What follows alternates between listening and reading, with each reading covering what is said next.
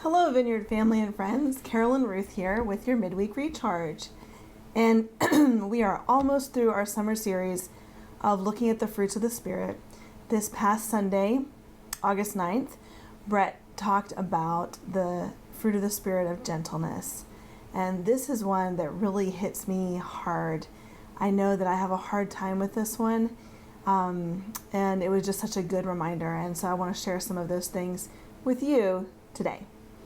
So, Brett's first point was that gentleness is the ability to tenderly, compassionately, and powerfully speak the truth in love. And actually, he updated that point to say not just speaking the truth in love, but exhibiting the truth in love. So it's our actions as well as our words.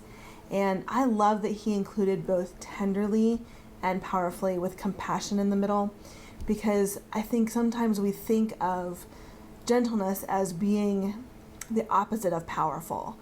But actually, I find them to be like two sides of the same coin, really.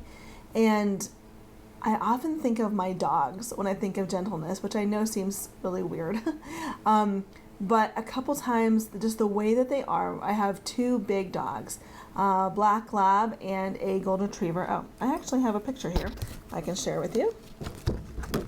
Here are my doggies. So I have a black lab and a golden retriever. They're both males over 100 pounds. So they're big boys.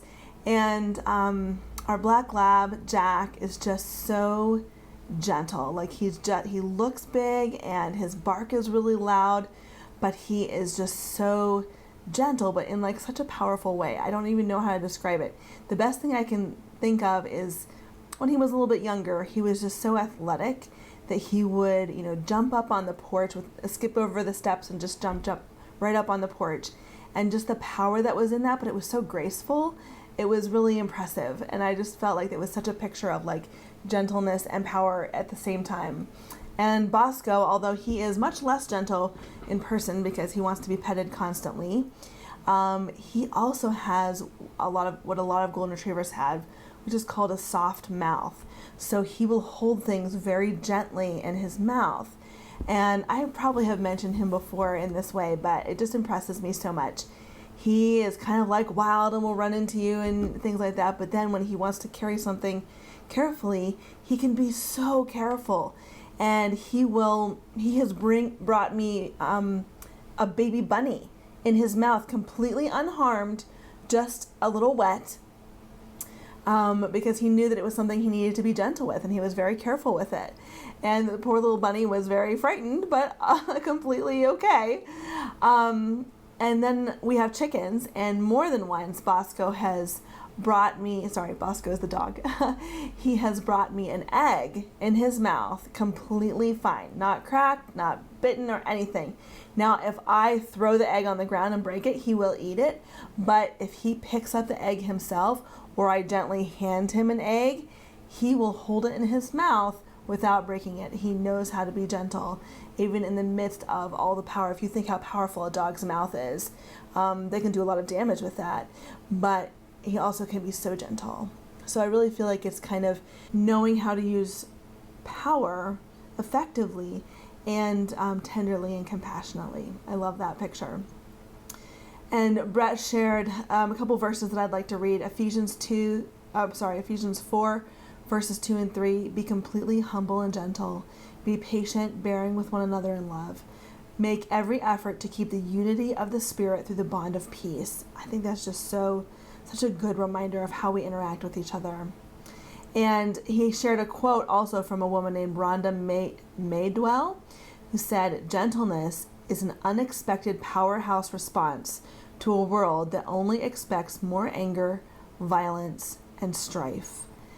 It takes a lot of power, it takes a lot of self-control and a lot of strength to be gentle when everything around you is being rough and coarse and harsh. And how more of a time when we need to display this gentleness to a world that is being harsh. Point 2 from the sermon is gentleness, when present in believers, helps to restore, reconcile, and unify people and relationships. Proverbs 15:1 is such an incredible reminder for me personally. A gentle answer turns away wrath, but a harsh word stirs up anger. Sometimes I'm so quick to respond very directly and without maybe taking into account the person's feelings, especially within my own family, I have to say. And so this is always a positive reminder for me. And the third point of the sermon this week was that gentleness should be a trademark of all followers of Jesus. When we allow Holy Spirit to cultivate gentleness in us, we are not giving up power. We are not giving up strength. We are using our power and strength in the most appropriate ways. Philippians 4:5 says, "Let your gentleness be evident to all. The Lord is near." So I would just encourage you this week to just think about how God is calling you to exhibit more gentleness in your life. And just ponder that and pray on that. Meditate on His Word, those things about gentleness this week. And I will post, as I always do, down below the things that you can work on this week and to think about cultivating gentleness in your life and how you can allow the Holy Spirit to do that.